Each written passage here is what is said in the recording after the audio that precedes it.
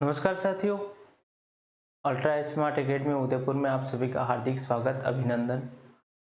हमने जो टॉपिक पढ़ा था कंट्रोल एंड कोऑर्डिनेशन, जिसे हम नियंत्रण और समन्वय भी कहते हैं, उसके अंदर हमने पढ़ा था कि जो भी ग्रंथि है ना, मस्तिष्क से लगाकर एंड तक जो भी ग्रंथि है, जैसे मस्तिष्क के अंदर हमने ग्रंथि देखी थी, कौन कौन सी देखी थी? पीयूष ग्रंथि की बात की थी, पीनियल ग्रंथि की बात की थी।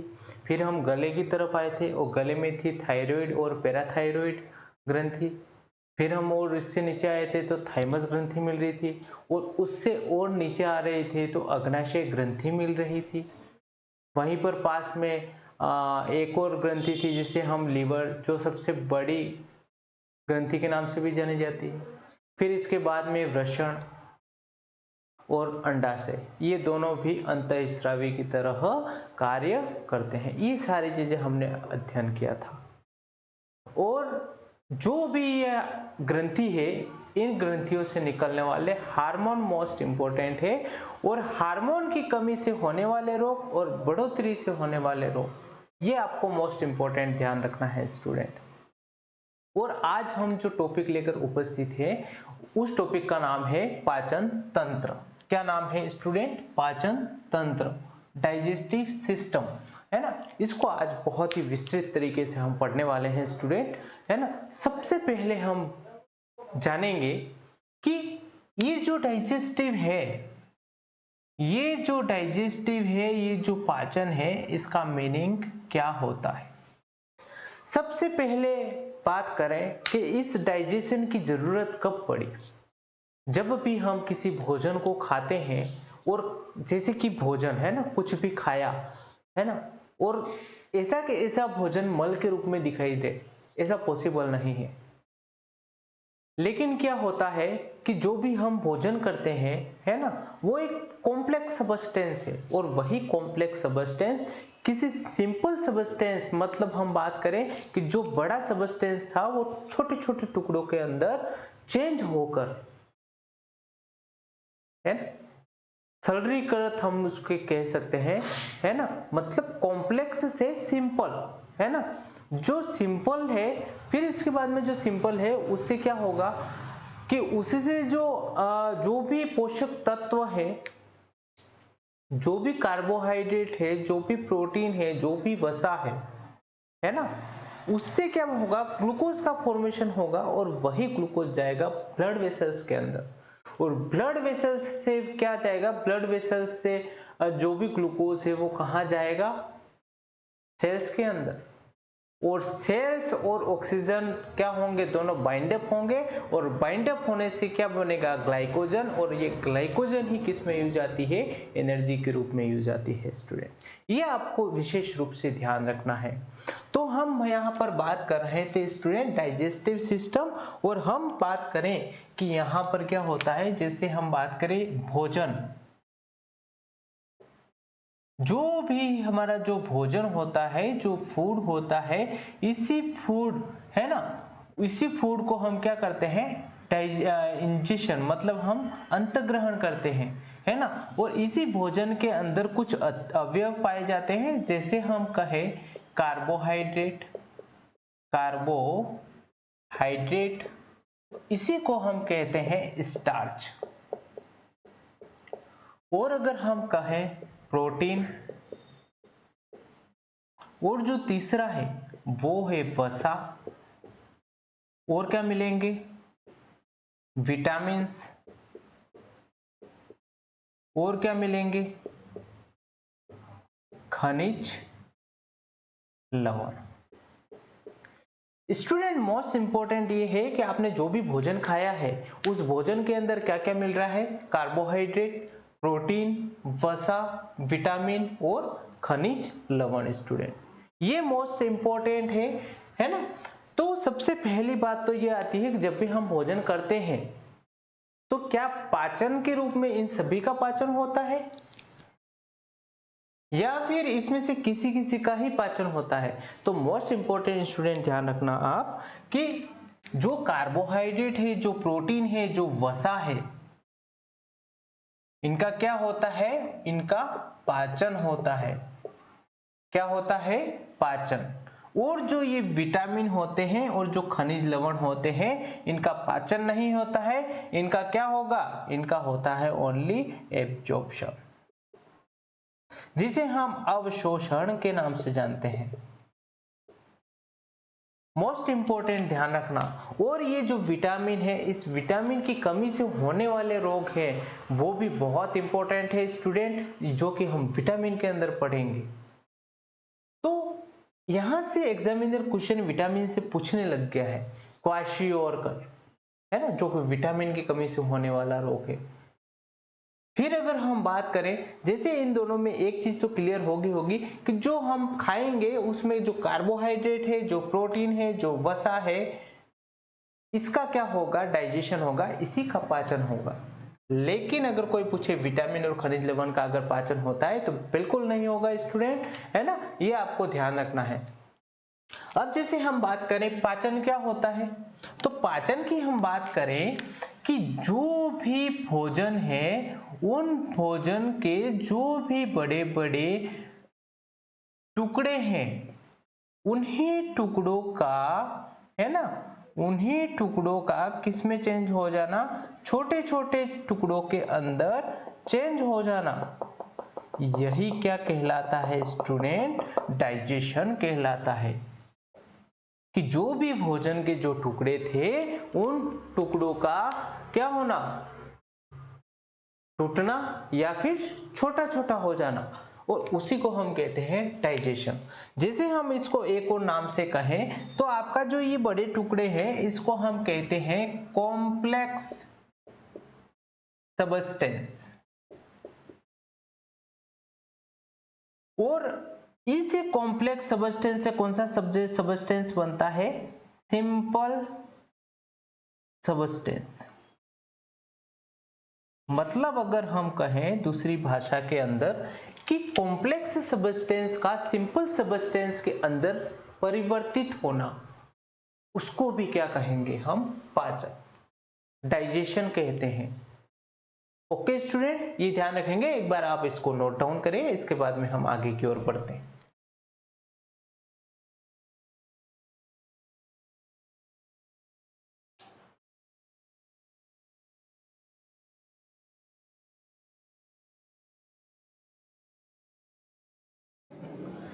तो स्टूडेंट आपने नोट डाउन कर लिया होगा, और उसके बाद में हम देखते हैं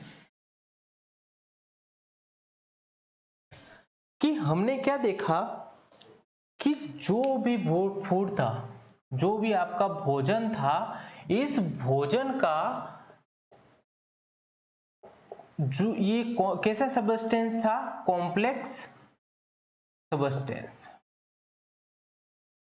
और इसी कॉम्प्लेक्स सबस्टेंस का किसमें चेंज होना, सिंपल सबस्टेंस में। इसी को हम कहते हैं डाइजेशन। ये आपको ध्यान रखना है। और हम बात करें इसी फूड में कौन कौन से अवयव थे, कार्बोहाइड्रेट, इसी में था प्रोटीन, और इसी में था वसा, फैट।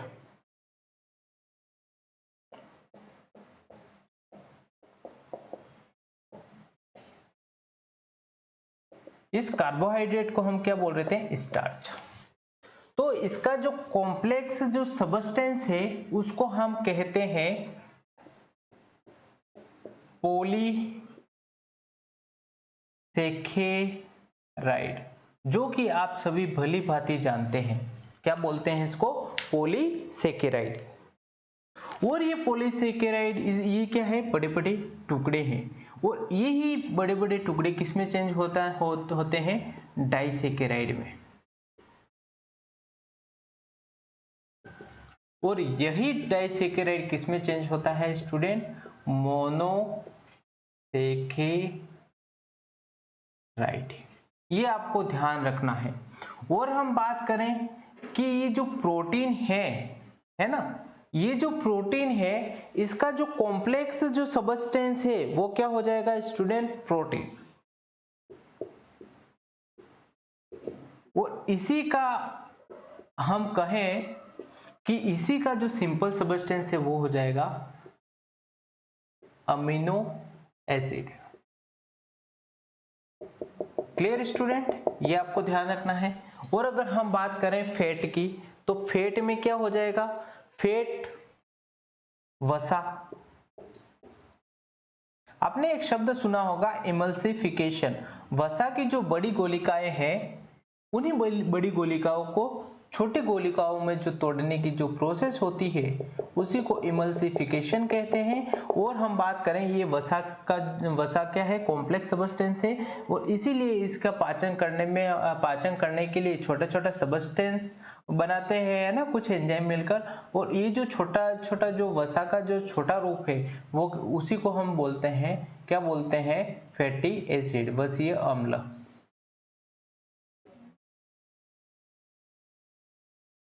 ये स्टूडेंट आपको ध्यान रखना है, ठीक है ना। तो हमने क्या कहा कि ये जो फूड है ये कॉम्प्लेक्स सब्सटेंस है, और कॉम्प्लेक्स सब्सटेंस का ही किस में चेंज होना, सिंपल सब्सटेंस के अंदर चेंज होना, यही कहलाता है आपका डाइजेस्टिव सिस्टम, डाइजेशन, है ना, जिसको हम पाचन के नाम से जानते हैं स्टूडेंट। ये आपको भली भांति समझना होगा। तो एक बार आप इसको नोट डाउन करें, इसके बाद में हम आगे की ओर बढ़ते हैं स्टूडेंट।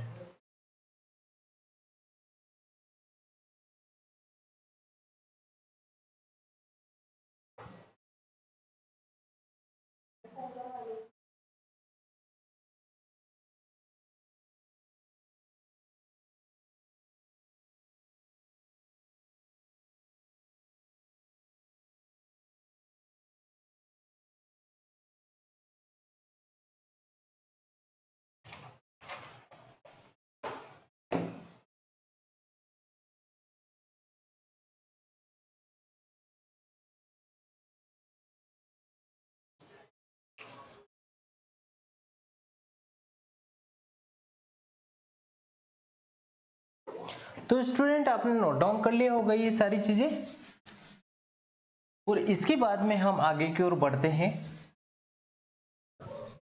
अब जैसे हम बात करें कि,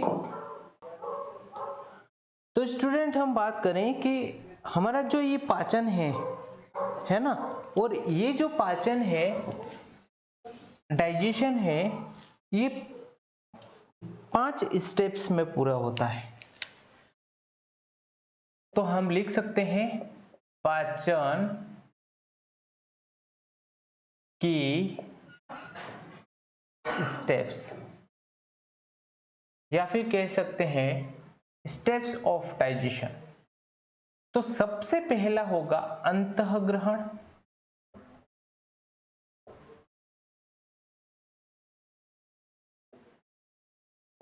अंतःग्रहण, दूसरा होगा पाचन,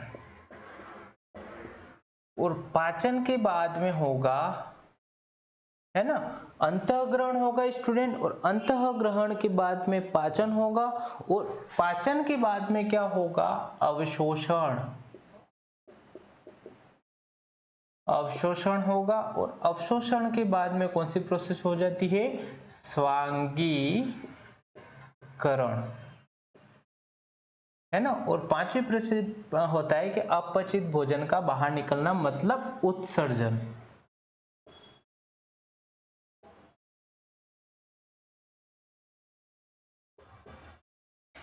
तो स्टूडेंट ये दोनों ही वर्ड तो आपको इजीली समझ में आ रहा होगा कि अंतःग्रहण और उत्सर्जन। जैसे हम डाइजेस्टिव सिस्टम का, जैसे हम डायग्राम बना लेते हैं, एक डायग्राम बनाएं।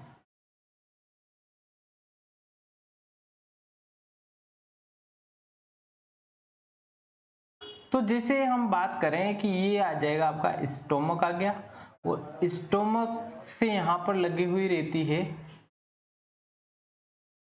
यहाँ पर स्मॉल इंटेस्टाइन होती है, फिर यहाँ से यूं करके और ऐसे करके ये होता है, और ये गुदा, है ना। तो हम बात करें, यहाँ पे एक वेस्टिजियल ऑर्गन रहता है जो कि अपेंडिक्स के नाम से जानते हैं हम। ये लार्ज इंटेस्टाइन हो गई, और ये हो गया आपका गुदा वाला पोर्शन। तो स्टूडेंट हम बात करें कि ये जो डाइजेस्टिव सिस्टम है इसको हम बोलते हैं बक्कल कैविटी या फिर मुख गुहा, है ना, मुख गुहा। ये वाला जो पोर्शन होता है उसको बोलते हैं, ये वाला जो पोर्शन है इसको बोलते हैं ईसोफेगस। फिर ये हो जाएगा स्टोमक, है ना। फिर हम बात करें ये वाला जो पोर्शन है ये है स्मॉल इंटेस्टाइन, स्मॉल इंटेस्टाइन। ये हो जाएगा लार्ज इंटेस्टाइन। और ये वाला जो है ये है अपेंडिक्स और ये है एनस।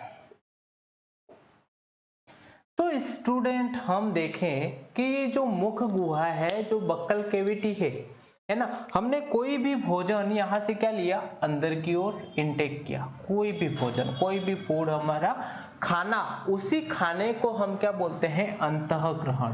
क्या बोलते हैं स्टूडेंट, अंतःग्रहण, है ना। जैसे कि ये क्या किया, जैसे मुंह के अंदर बड़े बड़े भोजन हमने जो भोजन के जो बड़े बड़े टुकड़े थे, जो कॉम्प्लेक्स सब्सटेंस था, है ना, और ये क्या होगा, ये होगा यहाँ पर सिंपल सब्सटेंस में चेंज हो जाएगा। कब चेंज होगा, यहाँ पर क्या होगा, यहाँ पे HCl सिक्रेशन होगा, पेप्सिनोजन एंजाइम मिलेगा, कार्बोहाइड्रेट वाले एंजाइम मिलेंगे, रेनिन एंजाइम मिलेगा, है ना।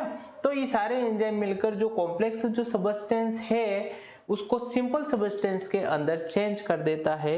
और इसी सिंपल सब्सटेंस को चेंज करना क्या कहलाता है स्टूडेंट, पाचन। इसको कहते हैं पाचन। क्लियर स्टूडेंट, ये यहां तक आपको समझ में आ गया होगा। और फिर हम बात करें कि ये आपको दिख रही होगी, ये क्या है, ये है ब्लड वेसल। क्या है स्टूडेंट, ब्लड वेसल। और इसी ब्लड वेसल से बाद में बात करें हम, ये है क्या है, सेल, है ना। तो हम बात करें कि ये जो भोजन है, ये जो भोजन है, जो डाइजेशन हुआ है ना, तो डाइजेशन होके जो भी उपयोगी, जैसे खनिज लवण हो गए, है ना, तो कोई भी होगा, जैसे ग्लूकोज, है ना, जो ग्लूकोज बनाएगा, जैसे कि मोनोसेकेराइड बना दिया, तो मोनोसेकेराइड क्या है, मोनोसेकेराइड एक ग्लूकोज है। अमीनो एसिड क्या है ना, सिंपल सब्सटेंस है। और जो हमने बात करी वसीय अम्ल, है ना, तो ये सारे क्या है, ये है सिंपल सब्सटेंस। और ये सिंपल सब्सटेंस से, है ना, जो भी उपयोगी जो होगा, है ना, जो भी उपयोगी होंगे उनको क्या होगा, बॉडी एब्जॉर्प्शन करेगी। और एब्जॉर्प्शन करने से क्या होगा, एब्जॉर्प्शन का मतलब यहाँ पर जो भी ग्लूकोज, जैसे एग्जांपल लिया, यहाँ पे जो ग्लूकोज है, ये ग्लूकोज का किस में आना, ब्लड वेसल्स के अंदर आना। और ब्लड वेसल्स में आने वाली जो प्रोसेस है उसको हम कहते हैं अवशोषण। क्या बोलते हैं, अवशोषण नंबर 3। ये आपको ध्यान रखना है। और ग्लूकोज का ही कहां पर आना, ब्लड से कहां आना, कोशिका के अंदर आना, क्या कहलाता है, क्या कहलाता है, ये कहलाता है स्वांगीकरण। ये आपको ध्यान रखना है स्टूडेंट। मतलब हमने देखा ये प्रोसेस फॉर, और जो भी अनडाइजेस्टेड जो फूड है वो क्या होगा, वो यहाँ से स्मॉल इंटेस्टाइन से होता हुआ लार्ज इंटेस्टाइन में आएगा, और लार्ज इंटेस्टाइन से होता हुआ कहाँ पर जाएगा, ये आ जाएगा एनस के थ्रू बाहर। ये आपको स्टूडेंट मोस्ट इंपोर्टेंट ध्यान रखना है। तो हम बात करें कि जो भी डाइजेशन जो वाली जो प्रोसेस है, ये डाइजेशन 5 स्टेप्स के अंदर पूरी हो रही है। पहला है अंतःग्रहण, दूसरा पाचन, तीसरा अवशोषण, चौथा स्वांगीकरण और एक उत्सर्जन, है ना। तो ये आपको ध्यान रखना है। तो एक बार आप इसको नोट डाउन करें, इसके बाद में हम आगे की ओर बढ़ते हैं स्टूडेंट।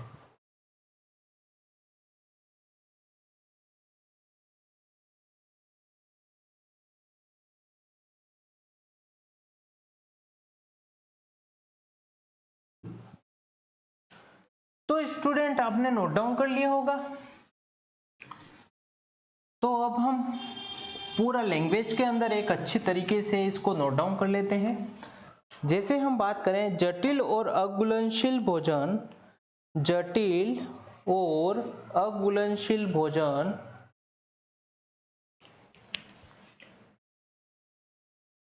जटिल और अघुलनशील जटिल और अघुलनशील भोजन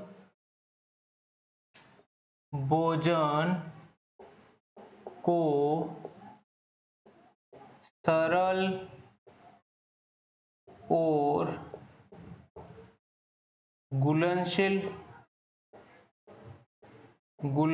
सरल और घुलनशील भोजन में बदलने की क्रिया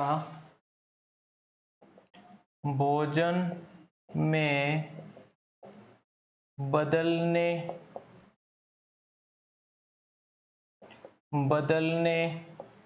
की क्रिया पाचन कहलाती है। ये आपको ध्यान रखना है। दूसरी चीज आप क्या लिखेंगे स्टूडेंट, दूसरी चीज आप लिखेंगे पाचन के बाद अवशोषण की क्रिया होती है। पाचन के बाद अवशोषण की क्रिया होती है। पाचन के बाद में अवशोषण की क्रिया होती है जिसमें पचित भोजन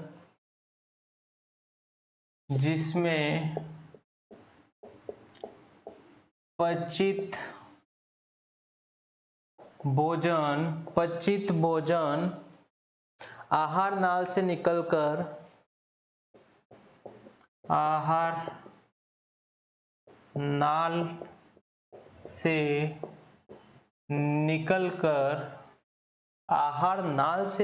कहाँ आ जाता है, रक्त में आ जाता है।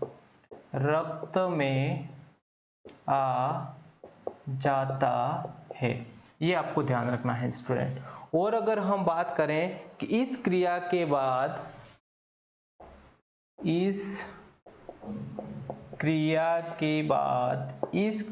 के बाद पचित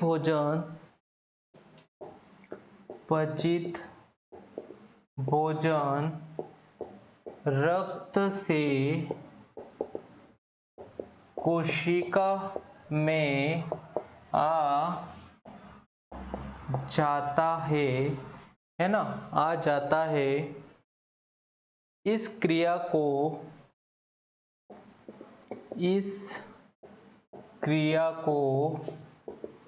स्वांगीकरण कहते हैं। तो मोस्ट इम्पोर्टेंट है स्टूडेंट, है ना, ये स्टेप्स आपको ध्यान रखनी है। भोजन का भाग जिसका पाचन नहीं होता, भोजन का वह भाग जिसका पाचन नहीं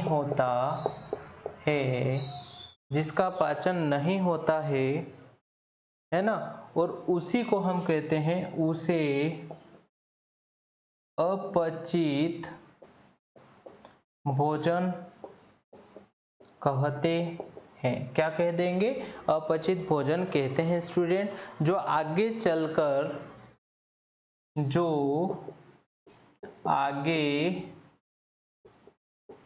चलकर मल बना लेता है, इसी मल को क्या कहते हैं स्टूडेंट, स्टूल, है ना, ये आपको ध्यान रखना है।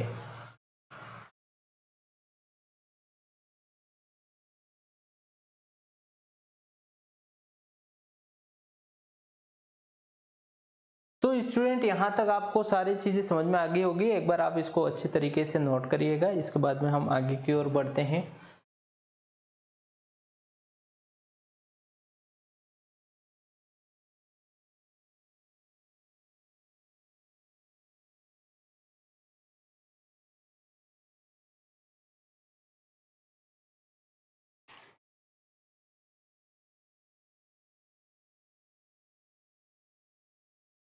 स्टूडेंट आपने नोट डाउन कर लिया होगा, हम आगे की ओर बढ़ते हैं बिना टाइम वेस्ट किए।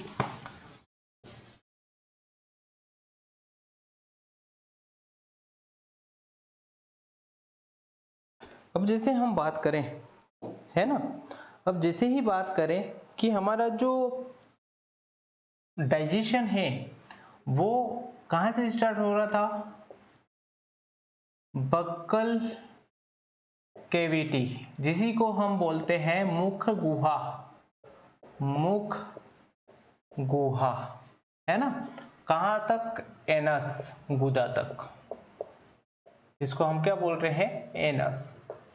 स्टूडेंट ये ध्यान रखना कि आपका जो भोजन मतलब जो पाचन की जो प्रोसेस हो रही है वो कहां से लेकर कहां पर हो रही है, तो बक्कल कैविटी मतलब हम बात करें यहाँ मुंह से ही चालू हो जाती है, और इस जहां से चालू होती है उसकी जो बीच वाला जो है ना, इसको हम कहते हैं आहार नाल, आहार नाल।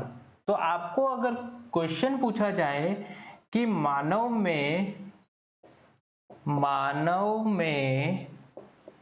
पाचन की प्रक्रिया कहाँ संपन्न होती है, तो इसका जो आंसर हो जाएगा स्टूडेंट, मोस्ट इंपॉर्टेंट है ना, ये आपको ध्यान रखना है, आहार नाल। तो जो भी डाइजेशन की प्रोसेस होगी वो कहां पर संपन्न होगी, वो होती है आहार नाल के अंदर। स्टूडेंट ये ध्यान रखना है, ये मोस्ट इंपॉर्टेंट है, आहार नाल, है ना, भोजन की जो पाचन की जो प्रोसेस है वो कहां होती है, आहार नाल में होती है, मोस्ट इंपॉर्टेंट है स्टूडेंट। और इसकी अगर लेंथ पूछी जाए तो लेंथ हो जाएगी 10 मीटर, 10 मीटर, 10 मीटर लंबाई,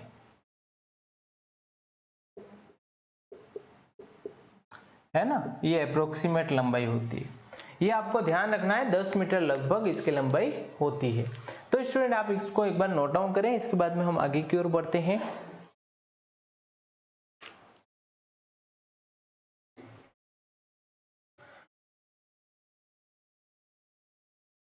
तो स्टूडेंट आगे की ओर बढ़ते हैं, जैसे हम बात करें कि ये जो आहार नाल होती है ना, इस आहार नाल के बारे में थोड़ी सी चर्चाएं कर लेते हैं। तो जो ये आपकी आहार नाल है, आहार नाल, और इसी आहार नाल को बोलते हैं एलिमेंट्री केनाल, इसी को बोलते हैं। तो हम बात करें कि जो भी व्यक्ति मतलब हम बात करें कि ऐसे व्यक्ति जो मांस खाते हैं, जैसे हम बात करें मांसाहारी, और उन व्यक्तियों की बात करेंगे जो क्या खाते हैं, शाक ओनली, है ना, तो हम बात करें शाकाहारी। ऐसे व्यक्ति जो मांस का सेवन करते हैं उसको हम कहते हैं मांसाहारी, है ना। और एक ऐसे व्यक्ति है जो किसका सेवन करते हैं, शाक, है ना, साग सब्जी है, हरी सब्जी है, तो उसको हम कहते हैं शाकाहारी। स्टूडेंट और एक और चीज ध्यान रखना, जो मांसाहारी मतलब मांस और साग सब्जी दोनों का ही सेवन करे उसको हम कहते हैं सर्वाहारी। ये आप स्टूडेंट ध्यान रखेंगे। और जैसे हम बात करें कि जो मांसाहारी है और ये जो शाकाहारी है, जैसे मांसाहारी हम बात करेंगे क्या सेवन करेंगे, तो ये मांसाहारी सेवन करते हैं किसका, मांस का। और ये हम बात करें कि ये किसका सेवन करते हैं, शाक, सिंपल सी भाषा में कहें, है ना। तो ये जो मांस होता है, इस मांस के अंदर हम बात करें क्या होता है, प्रोटीन।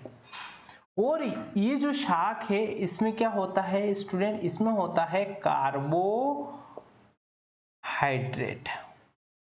एक मोस्ट इंपॉर्टेंट चीज है।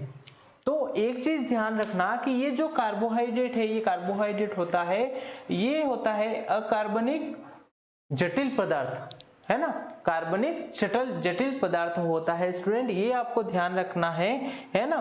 तो इसीलिए जो ये शाकाहारी है, इनकी जो आहार नाल होती है वो मांसाहारियों की तुलना में बड़ी होती है। और ये क्यों होती है, क्योंकि शाक में क्या होता है, शाक में सेलुलोज, मतलब हम बात करें ये जो कार्बोहाइड्रेट, जैसे हम बात करें ये शाक, है ना, और इसी शाक में क्या होता है स्टूडेंट, ये ध्यान रखना, सेलुलोज,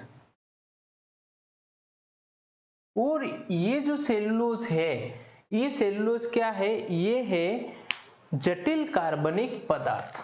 क्या है? जटिल कार्बनिक पदार्थ, कॉम्प्लेक्स फूड सब्सटेंस है।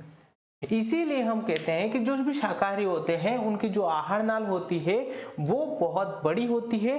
क्यों बड़ी होती है? क्योंकि ये जो सेलुलोज है, जो शाक में पाए जाने वाला जो सेलुलोज है, ये एक जटिल कार्बनिक पदार्थ है, और जो जटिल कार्बनिक पदार्थ है उसको पाचन करने में बहुत अधिक सतही क्षेत्रफल की आवश्यकता होती है, और उसी क्षेत्रफल की आवश्यकता के कारण जो शाकाहारी जो होते हैं उसकी जो आहार नाल होती है वो बड़ी होती है। और हम बात करें फिर दूसरी तरफ मांसाहारी, और मांसाहारी जो लोग होते हैं वो मांस का सेवन करते हैं, और मांस में क्या होता है, मांस किसका बना होता है?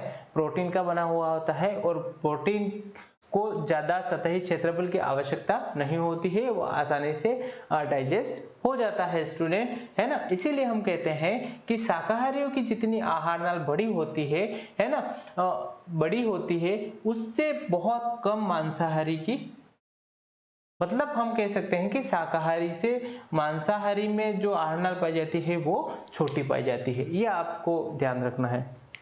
तो इसको हम नोट डाउन करेंगे स्टूडेंट कि शाकाहारियों की आहार नाल, शाकाहारियों की आहार नाल मांसाहारियों की तुलना में बड़ी होती है, क्योंकि शाक में सेलुलोज होता है, और सेलुलोज एक जटिल कार्बनिक पदार्थ है जिसे पचाने के लिए अधिक सतही क्षेत्रफल की आवश्यकता होती है ना, अधिक सतही क्षेत्रफल की आवश्यकता होती है। इसीलिए हम कह सकते हैं कि जो शाकाहारी है उसकी आहार नाल मांसाहारियों की तुलना में क्या होती है? बड़ी होती है। ये आप एक बार नोट डाउन करें स्टूडेंट, इसके बाद हम आगे की ओर बढ़ते हैं।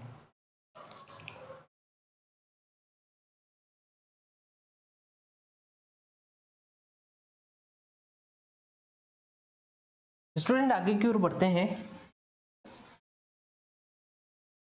आप सबको बहुत अच्छे से समझ में आ रहा होगा, है ना, डाइजेस्टिव सिस्टम, है ना, जो हमें दैनिक जीवन में इसकी जानकारी रखना भी बहुत आवश्यक है।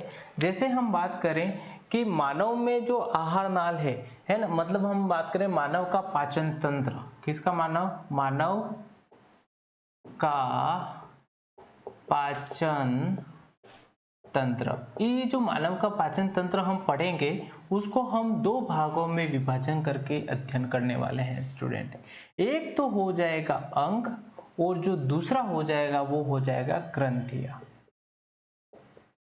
कि कौन कौन सी ग्रंथियां होगी और उनका क्या काम होगा, क्या मेजर रोल होगा, ये आपको ध्यान रखना है ना। जो आहार, जो हम बात करें कि जैसे पाचन तंत्र, जो पाचन है वो कहाँ पर संपन्न हो रहा था? तो आहार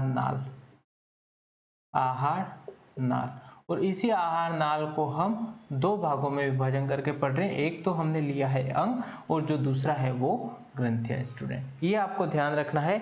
जैसे हम बात करें कि अंग में बात करें तो मुख गुहा, ग्रसनी, भोजन कहाँ आएगा? फिर ग्रसनी में, फिर कहाँ पर आएगा? ग्रसिका में, और ग्रसिका के बाद में कहां पर आएगा आमाशय, आमाशय के बाद में कहां पर आएगा छोटी आंत, फिर भोजन कहां पर आएगा स्टूडेंट बड़ी आंत, और एक अवशेषी अंग के रूप में भी हम पढ़ेंगे जो कि कहां पर होती है बड़ी आंत पर लगी हुई रहती है ना। जैसे हम बात करें सातवें अपेंडिक्स की बात करेंगे, है ना। इसी अपेंडिक्स को हम कहते अपेंडिक्स, है ना, अपेंडिक्स अवशेषी अंग, अपेंडिक्स, जो कि अवशेषी अंग है, सभी जानते हैं। फिर हम बात करें ग्रंथियों की स्टूडेंट, तो ग्रंथियां कौन कौन सी हो जाएगी। एक तो हम बात करेंगे जब मुंह में, है ना, मुंह में जो आएगी वो आएगी लार ग्रंथि देखने को मिलेगी, लार ग्रंथि। फिर हम भोजन जो आएगा वो आमाशय में आएगा, और आमाशय में कौन सी ग्रंथि एक्टिवेट होगी जठर ग्रंथि। फिर हम बात करें थर्ड नंबर पे, एक और ग्रंथि होती है ब्रूनर। ब्रूनर ग्रंथि कहाँ मिलेगी स्टूडेंट छोटी आंत। फिर हम बात करेंगे फोर्थ नंबर पे, ब्रूनर ग्रंथि के बाद में हम बात करेंगे अग्नाशय ग्रंथि। अग्नाशय ग्रंथि ये हमने पिछली क्लास के अंदर पढ़ भी लिया था, अग्नाशय ग्रंथि, है ना। फिर भी हम इसकी चर्चा यहाँ पे और करेंगे। और एक हुए आपकी लीवर। यहाँ पे जितने भी कॉम्पिटेटिव एग्जाम में जो क्वेश्चंस बनते हैं उसके बारे में हम यहाँ पर अध्ययन करेंगे स्टूडेंट। तो हमने क्या किया कि जो भी हम जो पाचन तंत्र पढ़ रहे हैं किसका, मानव का, तो जो पाचन होता है वो आहार नाल में संपन्न होता है, और उसी आहार नाल को हम दो भागों में विभाजन करके पढ़ रहे हैं, एक तो अंग और दूसरा है ग्रंथिया, है ना। तो जो अंग है वो कहाँ कहाँ से भोजन जाता है, जैसे हम बात करें बक्कल कैविटी, मुख गुहा, फिर ग्रसनी में आएगा, फिर ग्रसिका में आएगा, फिर भोजन आमाशय में आएगा, फिर इसके बाद में छोटी आंत के अंदर, फिर बड़ी आंत, फिर बड़ी आंत के बाद में कहां पर आ जाएगा भोजन स्टूडेंट जो भी है वो स्टूल के रूप में बाहर आ जाएगा, है ना, बॉडी से। फिर हम बात करें कि जो ग्रंथियां हैं वो ग्रंथियां कौन कौन सी है जो मोस्ट इंपोर्टेंट है एग्जाम के पॉइंट ऑफ व्यू से स्टूडेंट, इसीलिए इसको मोस्ट इंपोर्टेंट करके आपको ध्यान रखना है। मोस्ट इंपोर्टेंट है, यहां से हमेशा एग्जामिनर क्वेश्चन बनाने की कोशिश करता है। तो लार ग्रंथि, जठर ग्रंथि, ब्रूनर ग्रंथि, अग्नाशय ग्रंथि और लीवर ग्रंथि। जो अग्नाशय ग्रंथि है वो एग्जाम के पॉइंट ऑफ व्यू से बहुत महत्वपूर्ण है। यहाँ से एग्जामिनर बहुत अच्छे से प्रश्न करता है इंसुलिन हार्मोन, इंसुलिन हार्मोन की कमी से होने वाले रोग जो कि हम चर्चा कर चुके हैं, beta cell, alpha cell, gamma cell, उसकी चर्चाएं हम कर चुके हैं स्टूडेंट। तो ये आपको ध्यान रखना है कि जो हमारा डाइजेशन है ना, डाइजेशन की बात करें तो यहाँ पर हम डायग्राम बना लेते हैं। डाइजेशन की बात करें तो ये मुख गुहा है, और मुख गुहा से जो भोजन है वो कहाँ पर आएगा स्टूडेंट, वो आएगा आमाशय के अंदर, और आमाशय से जो होता हुआ जो भोजन है वो छोटी आंत से होते हुए फिर बड़ी आंत में, और बड़ी आंत से कहाँ आ जाएगा, फिर इसके बाद में कहाँ पर आ जाएगा स्टूडेंट, ये इस तरीके से बड़ी आंत होती है ना, और ये आ जाता है फिर एनएस के थ्रू बाहर, है ना। और यहाँ पर एक अंग लगा रहता है जो अवशेषी अंग के नाम से भी जानते हैं, जिसको अपेंडिक्स कहते हैं। तो ये हो जाएगा, ये बक्कल कैविटी है, बक्कल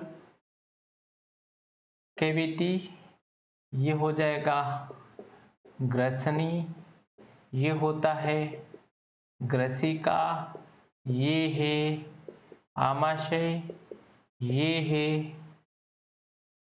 छोटी आंत,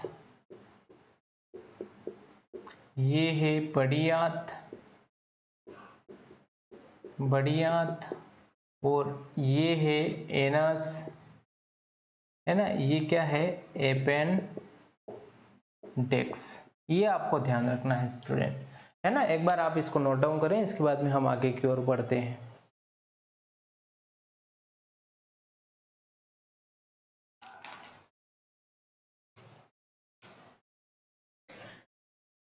स्टूडेंट आपने ये नोट डाउन कर लिया होगा।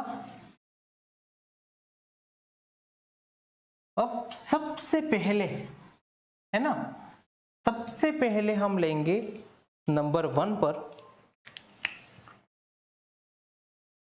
मुख गुहा, और इसी मुख गुहा के अंदर हम क्या पढ़ेंगे? ए है दांत, दांतों का अध्ययन करेंगे। मुख गुहा में और क्या मिलेगा? जीभ मिलेगी। और क्या, किसके बारे में और क्या चीजें हम पढ़ेंगे? और हम पढ़ेंगे यवला, और हम क्या पढ़ेंगे? लार ग्रंथिया। क्या स्टूडेंट? लार ग्रंथिया। तो जैसे ही हम बात करें कि हम यहाँ पर जो मुख गुहा है वहां पर हम 4 चीजों का अध्ययन करने वाले हैं। एक दांत, है ना, तो हम देखना है कि विजुअलाइजेशन करो कि मुंह के अंदर क्या क्या चीजें हैं। मुंह के अंदर है दांत, जीभ, है ना। फिर हम बात करें और क्या क्या चीजें हैं, तो लार ग्रंथि जो लार का श्रवण कर रही है, एक वो मिल रही, एक यवला है ना, जो खराटे लेता है, खराटों का कारण यवला ही है, हम पढ़ेंगे स्टूडेंट। तो ये मोस्ट इंपॉर्टेंट है। फिर हम बात करें तो सबसे पहला जो है वो आप स्टूडेंट हेडिंग डालेंगे फर्स्ट पॉइंट पर, ए है दांत, वो इसी को हम कहते हैं स्टूडेंट टीथ, है ना। तो स्टूडेंट हम बात करें टीथ और टूथ, कभी कभी स्टूडेंट को नहीं ध्यान होता है। टूथ, टूथ सिंगुलर है, एक सिंगल दांत को हम कहते हैं। एक सिंगल दांत है तो हम उसको टीथ टूथ कहते हैं। और अगर बहुवचन मतलब बहुत सारे दांत हैं तो प्लूरल फॉर्म में उसको क्या यूज लेते हैं? टीथ, है ना। तो ये भी आपको ध्यान रखना है, 2 या फिर 2 से ज्यादा स्टूडेंट।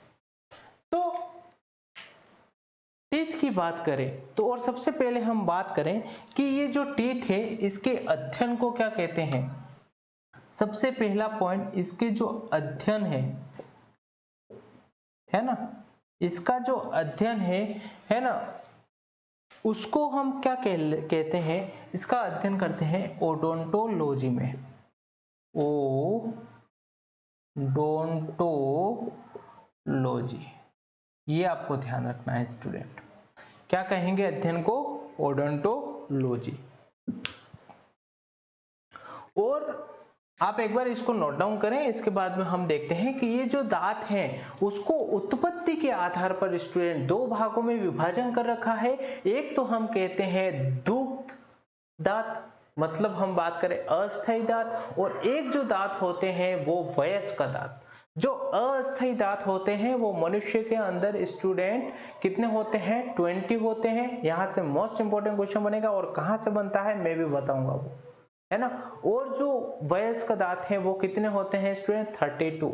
तो आप सबसे पहले आप लिखेंगे कि उत्पत्ति के आधार पर दांतों के प्रकार। तो एक बार आप इसको नोट डाउन करें।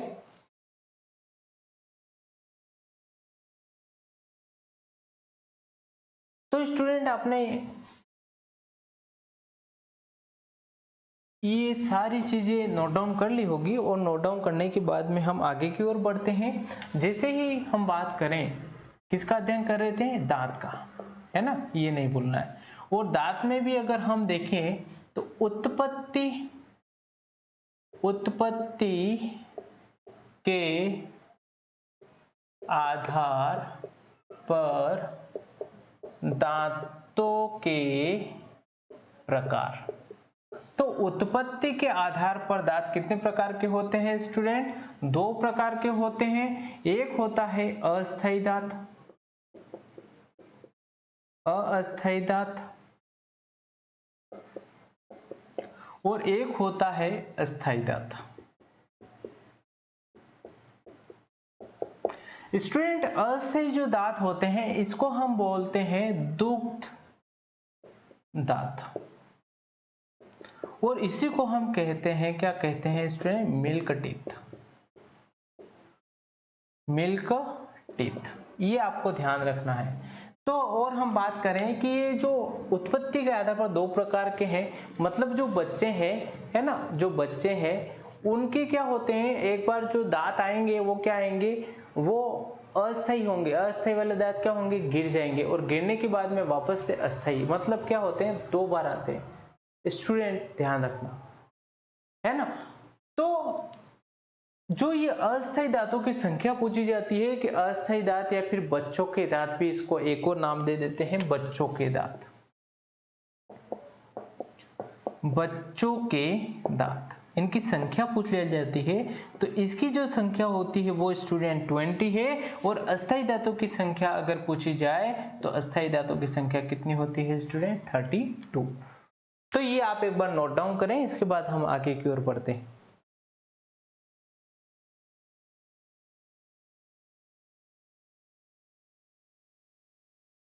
तो जो ये अस्थायी दांत हैं स्टूडेंट, है ना, टोटल मिलाकर कितने होते हैं, 20 + 12।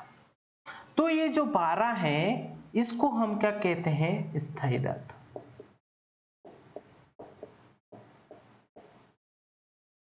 और ये वाले जो 20 हैं ये कौन से हैं, अस्थायी दांत। मोस्ट इंपोर्टेंट है स्टूडेंट, यहां से क्वेश्चन ये पूछा जाता है कि ये जो स्थायी दांत है इनकी संख्या कितनी है। जो ये अस्थायी दांत है इनकी संख्या कितनी है, तो इनकी संख्या कितनी है, 12 बताना है आपको। मोस्ट इंपोर्टेंट है स्टूडेंट, ध्यान रखना कि स्थायी दांतों की संख्या कितनी है। स्थायी दांतों की संख्या जो एक ही बार आते हैं, तो ऐसे दांत हैं वो कितने हैं, 12, और उसकी संख्या कितनी है, 12, जो अस्थायी दांत है। ये ध्यान रखना स्टूडेंट, नोट डाउन करें एक बार।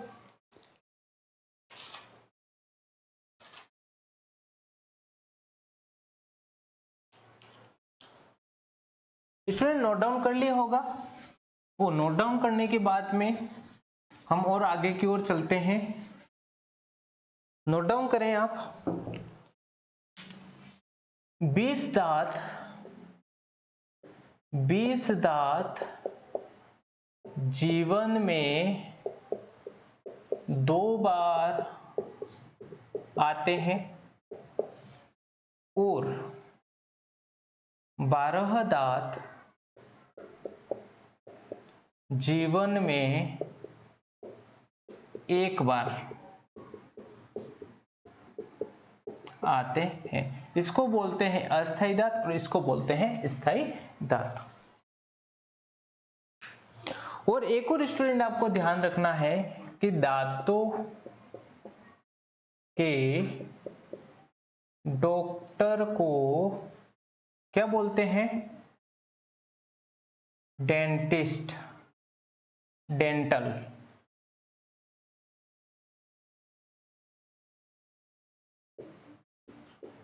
या दंत विशेषज्ञ। ये आपको स्टूडेंट ध्यान रखना है कि जो भी दांतों के जो डॉक्टर होते हैं उनको बोलते हैं दंत विशेषज्ञ, डेंटल शब्द यूज में लिया जाता है। फिर हम इसके बाद में स्टूडेंट आगे बात करें कि वयस्क जो दांत सूत्र है वो एग्जाम में पूछा जाता है। वयस्क दंत सूत्र, जो वयस्क जो दंत सूत्र होता है वो कितना हो जाएगा स्टूडेंट, वो होता है 2 1 2 3 2 1 2 3 2 बराबर कितने स्टूडेंट, 32। ये जो 2 है ये क्या है, तो ये हम आगे देखने वाले हैं। जैसे हम बात करें कि कार्य के आधार पर हम जो दांत हैं वो 4 प्रकार के होते हैं। एक होता है इंसाइजर, कैनाइन, प्रीमोलर और मोलर, 4 प्रकार के होते हैं। तो जो हम बात करें कि जैसे हम बात करें एक ही जबड़े की, जैसे निचला जबड़ा और ऊपर वाला जबड़ा, है ना। तो ये जो नीचे वाला जो जबड़ा है यहाँ पर क्या होगा कि ये जो 2 दांत हैं, है ना, ये जो 2 दांत हैं ये कौन से हो जाएंगे, ये इंसिजर वाले दांत हैं। और अगर हम बात करें जो आगे है कैनाइन, है ना, ये एक दांत हो गया। फिर हम बात करें कि जो प्रीमोलर है ना, कौन सा वाला स्टूडेंट, प्रीमोलर। प्रीमोलर के कितने दांत हैं, 2, तो ये प्रीमोलर वाले 2 दांत हो गए, है ना। फिर हम बात करें कि आगे मोलर, है ना, तो मोलर के कितने, 3 दांत, 1 2 और 3।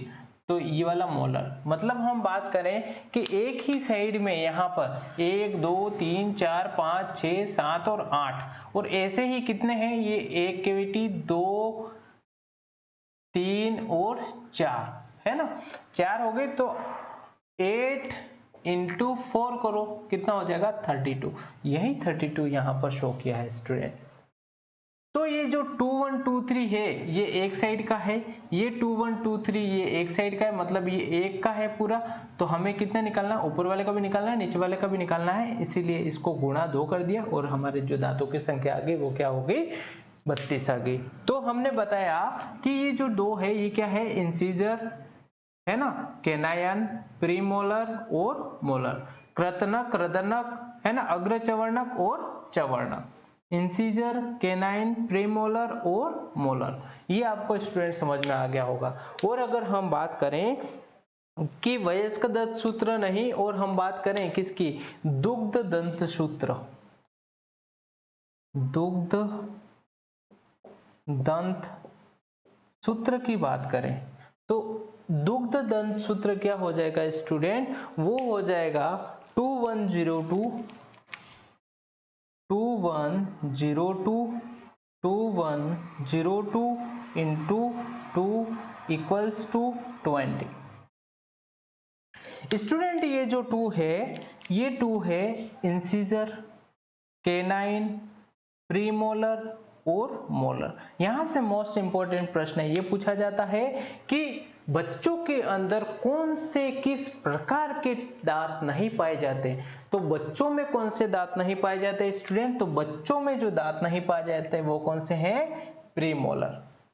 ये आपको विशेष रूप से ध्यान रखना है, एक बार आप इसको नोट डाउन करें, इसके बाद में हम आगे की ओर बढ़ते हैं।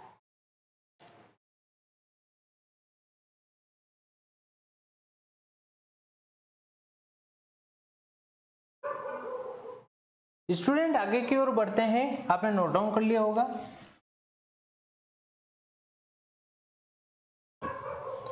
अब हम देखने वाले हैं संरचना व संरचना व कार्य के आधार पर दांतों के प्रकार। संरचना और कार्य के आधार पर स्टूडेंट दांत होते हैं वो 4 प्रकार के होते हैं। एक होता है कृतनक, एक होता है रदनक, एक होता है अग्रचवर्णक और एक होता है चवर्णक, जिसे हम इंसिजर, केनाइन, प्रीमोलर और मोलर भी कहते हैं। जैसे हम नोट डाउन करें कौन कौन से हो जाएंगे, एक हो जाएगा कृतनक, कृतनक, एक हो जाएगा रदनक, एक हो जाएगा अग्रचवर्णक और एक हो जाएगा चवर्णक। स्टूडेंट कृतनक है इसको हम बोलते हैं इंसिजर, इसको बोलते हैं केनायन, इसको बोलते हैं प्रीमोलर और इसको कहते हैं स्टूडेंट मोलर।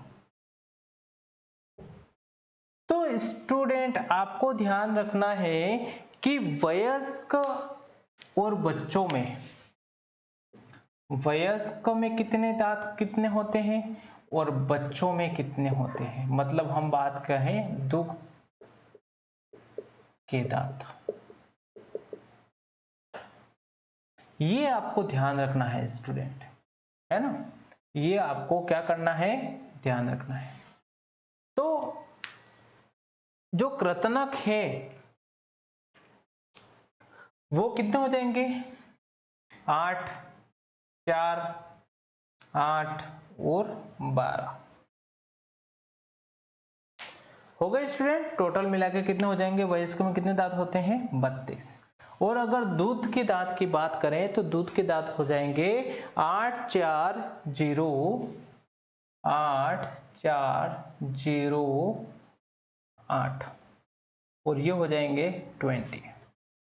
ये आपको ध्यान रखना है। और अगर हम बात करें कि ये जो कृंतक है, इसका कार्य क्या हो जाएगा, तो इसका जो कार्य होता है वो होता है भोजन को काटना, भोजन को काटना। और जो कृंतक है इसका कार्य क्या हो जाएगा, भोजन को चीरना। और हम बात करें कि ये जो है अग्र चवर्णक, जिसे हम प्रीमोलर भी कहते हैं, और एक चवर्णक है ना, इसको हम मोलर भी कहते हैं, तो इसका जो मुख्य कार्य है वो हो जाएगा चबाना। दोनों का ही कार्य क्या है, चबाना। तो स्टूडेंट आप इसको नोट डाउन करें एक बार, इसके बाद में हम आगे की ओर बढ़ते हैं।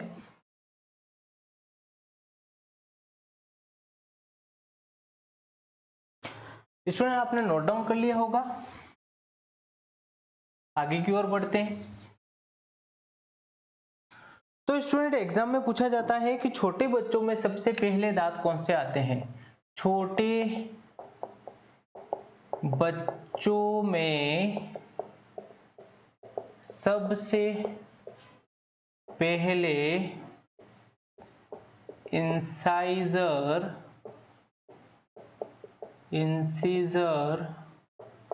दांत आते हैं। तो बच्चों में सबसे पहले जो दांत आते हैं स्टूडेंट, वो आते हैं इंसिजर, जिसको हम कृंतक के नाम से भी जानते हैं। फिर जो हम बात करें सेकंड पॉइंट, तो सेकंड पॉइंट हम बात करें कि जो छोटे बच्चे होते हैं उसमें कौन से दांत नहीं पाए जाते। तो जो छोटे बच्चे होते हैं उनमें जो होते हैं प्रीमोलर जो टीथ होते हैं वो नहीं पाए जाते। तो हम लिखेंगे बच्चों में प्रीमोलर, जिसको हम बोल रहे हैं अग्र चवर्णक दांत नहीं पाए जाते हैं। स्टूडेंट ये आपको ध्यान रखना है, मोस्ट इंपॉर्टेंट। फिर हम बात करें कि आपने देखे होंगे जो शेर होता है ना, शेर देखा होगा आपने, जू वगैरह में गए होंगे कभी तो शेर वगैरह देखा होगा। तो उसके जो डरावने से जो दो दांत होते हैं ना, ये होकर के जो दांत ये जो दोनों होते हैं, तो वो जो डरावने से जो दांत होते हैं वो कौन से होते हैं स्टूडेंट, तो वो जो दांत होते हैं वो होते हैं कैनायन। कौन से दांत हो जाएंगे, कैनायन। तो हम बात करें कि शेर में सबसे जो विकसित जो दांत होते हैं, सर्वाधिक जो विकसित दांत होते हैं वो कौन से होते हैं, तो शेर में सर्वाधिक विकसित दांत कैनायन होते हैं। और एक और एक्टिविटी आपने देखी होगी स्टूडेंट, जो भी चूहे होते हैं तो वो चूहों का कार्य क्या है कि चीजों को वो कुतरता रहता है। तो कुतरने का कार्य क्यों करता है, क्योंकि वो क्या करता है स्टूडेंट, अपने जो दांत होते हैं उसके जो दांत होते हैं उसको मेंटेन रखना चाहता है, इसीलिए चीजों को कुतरता है। तो ये भी आप लिखेंगे कि चूहा दांतों की लंबाई को, चूहा दांतों की लंबाई को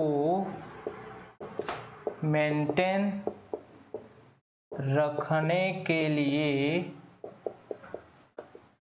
चीजों को कुतरता है। ये स्टूडेंट आपने कुछ पॉइंट्स लिखे हैं। फिर हम बात करें, एक बार आप इसको नोट डाउन करें, इसके बाद में हम कुछ चीजें लिखते हैं ना दांत के बारे में।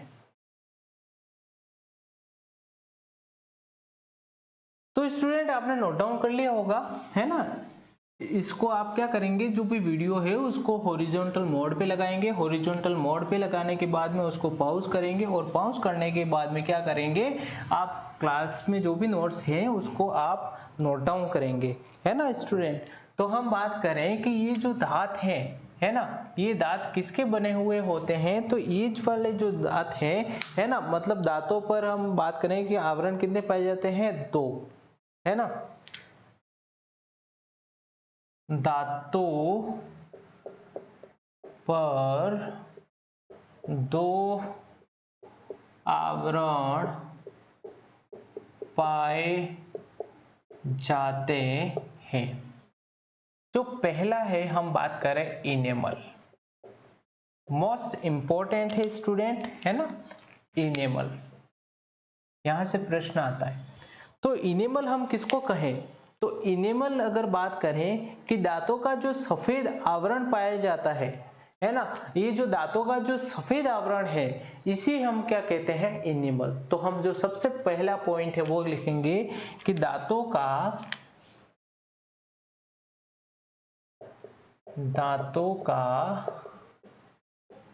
सफेद आवरण को हम क्या बोलते हैं, इनेमल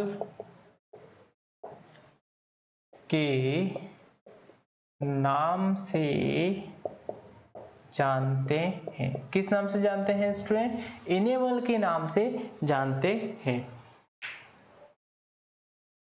इनेमल जो होता है, मोस्ट इंपॉर्टेंट, इनेमल मानव शरीर का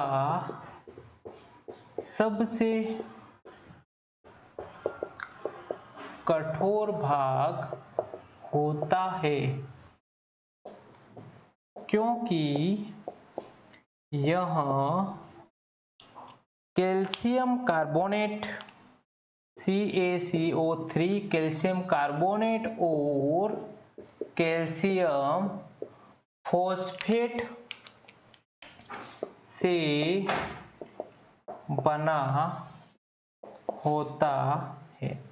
मतलब हम बात करें कि ये जो इनेमल जो सफेद आवरण है, ये सफेद आवरण किस किस से मिलकर बना होता है, तो ये बना हुआ होता है कैल्शियम कार्बोनेट और कैल्शियम फॉस्फेट से बना हुआ होता है स्टूडेंट। इसीलिए सबसे कठोर जो भाग है बॉडी का वो कौन सा है, इनेमल जो दांत है ना, इनेमल वाला जो भाग है वो सबसे कठोर है स्टूडेंट। क्यों है? क्योंकि कैल्शियम कार्बोनेट और कैल्शियम फॉस्फेट से बना हुआ होता है। एक बार आप इसको नोट डाउन करें स्टूडेंट, इसके बाद में हम आगे की ओर बढ़ते हैं। और जो ये इनेमल है ना, इसी इनेमल से हम बात करें, थर्ड पॉइंट, इनेमल है वहां से क्या निकलती है, जो इनेमल की जो निचली जो परत होती है उसको हम डेंटिन कहते हैं ना। इनेमल की निचली परत डेंटिन कहलाती है। एक ये चीज आप ध्यान रखेंगे। और आप फोर्थ पॉइंट में बात करें, डेंटिन से क्या निकलती है, तंत्रिकाएं निकलती है, और ये कहां से जुड़ी हुई रहती है, मस्तिष्क से, है ना। तो हम बात करें डेंटिन, हम बात करें जो इनेमल है ना, डेंटिन जो है, डेंटिन से तंत्रिकाएं निकलती हैं जो मस्तिष्क से जुड़ी हुई रहती है, और वहां से जुड़ी हुई रहती है, और इसका कार्य क्या हो जाएगा, संवेदनाओं के प्रसारण का कार्य करती है। ये स्टूडेंट आपको ध्यान रखना है, ये मोस्ट इम्पोर्टेंट है ना, ये आपको ध्यान रखना है। तो हम बात करें कि जो दांत है ना, इसका जो सफेद वाला जो भाग है, ऊपरी जो परत है, वो होता है कैल्शियम कार्बोनेट और कैल्शियम फॉस्फेट से मिलकर बना हुआ होता है। इसीलिए मानव शरीर का सबसे कठोर जो भाग है वो कौन सा है, दांतों का इनेमल भाग। ये इतना आपको ध्यान रखना है। और दूसरी चीज मैंने ये बताई कि जो इनेमल की जो निचली वाली जो परत होती है, जो सफेद आवरण के इस दांत से नीचे वाली जो परत है उसको हम डेंटिन कहते हैं, और इसी डेंटिन से क्या निकलती है, तंत्रिकाएं निकलती है स्टूडेंट। और जो तंत्रिका है वो कहां से जुड़ी हुई रहती है, वो मस्तिष्क है, ये मस्तिष्क है ना, वहां से जुड़ी हुई रहती है, और वहां से जुड़ी हुई रहने के कारण है ना क्या कार्य करेगी, संवेदनाओं के प्रसारण का कार्य करती है। ये इतना ध्यान रखना। और एक और आप पॉइंट लिखेंगे कि जो दातुन हम जो जब हम सुबह सवेरे में उठते हैं तब दातुन करते हैं, तो दातुन करने का जो उद्देश्य है वो क्या है? दातुन का उद्देश्य यही है कि अम्लीयता को दूर करना। क्या करना है स्टूडेंट? अम्लीयता को दूर करना इसका मुख्य कार्य है। तो आप लिखेंगे कि दातुन करने का उद्देश्य है अम्लीयता को दूर करना। और हम बात करें कि ये जो दांत है इसको हम विषम दंती भी कहते हैं। विषम दंती इसीलिए कहा जाता है स्टूडेंट क्योंकि जो 4 प्रकार के अलग अलग प्रकार के दांत पाए जाते हैं जिनका कार्य भी अलग है, संरचना में भी अलग है, इसीलिए हम इसको बोलते हैं विषम दंती। और एक और शब्द हम यूज में लेते हैं द्विबार दंती। द्विबार दंती इसलिए कहा जाता है क्योंकि जो दांत होते हैं वो कितनी बार आते हैं? 2 बार आते हैं। एक बार आगे है ना, वो क्या होंगे? आगे, और उसके बाद में गिरेंगे, इसके बाद वापस आएंगे फिर, तो इसीलिए इसको द्विबार दंती। और हम बात करें कि जो दांत है ये कैविटी के अंदर पाई जाती है, इसीलिए इसको बोलते हैं गर्त दंती, है ना। तो इसके 3 नाम होंगे, है ना। अब जैसे एक लास्ट पॉइंट आप लिखेंगे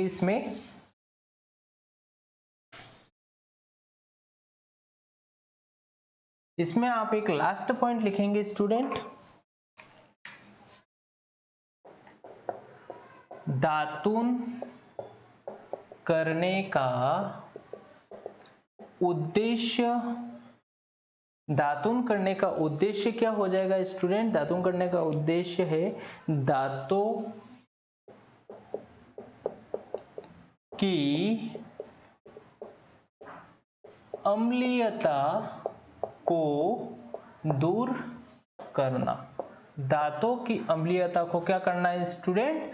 दूर करना। और हम बात करें कि ये जो दांत हैं, ये जो दांत हैं, है ना, ये जो दांत हैं, ये वाला जो दांत है इसका कार्य क्या है? मतलब इसी दांत को हम बोलते हैं द्विबार दंती, क्योंकि दांत 2 बार आते हैं। और इसी को बोलते हैं गर्त दंती क्योंकि ये कैविटी में पाए जाते हैं और ये अलग अलग प्रकार के दांत होते हैं, है ना, इसीलिए इसको क्या बोलते हैं? विषम दंती। 3 शब्द आपको ध्यान रखने हैं। तो स्टूडेंट जो हमने आज जो पढ़ा है वो डाइजेशन से लेकर मोस्ट इंपोर्टेंट आज हमने डिस्कस किया है, जो कि एग्जाम के पॉइंट ऑफ व्यू से यहाँ से कहीं ना कहीं प्रश्न बनते हैं, इसलिए हमें एक एक चीज बहुत ही इंपॉर्टेंट और सही तरीके से पढ़ना है ना। और यहाँ पर जो जनरल साइंस की जो क्लासेस है ये आपके एग्जाम के पॉइंट ऑफ व्यू से देखा जाए तो बहुत ही महत्वपूर्ण और बहुत ही शानदार रहने वाली है ना। और निश्चित मानिए कि यहाँ से जो पढ़ाया जा रहा है यहाँ पर एक एक चीज यहाँ पर कवर करवाई जाएगी, है ना।